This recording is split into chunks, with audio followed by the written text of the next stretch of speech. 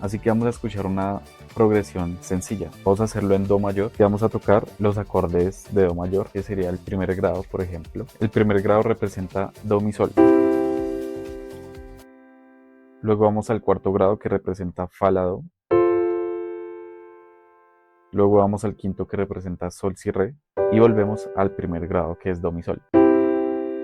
Vamos a tocarlo seguido.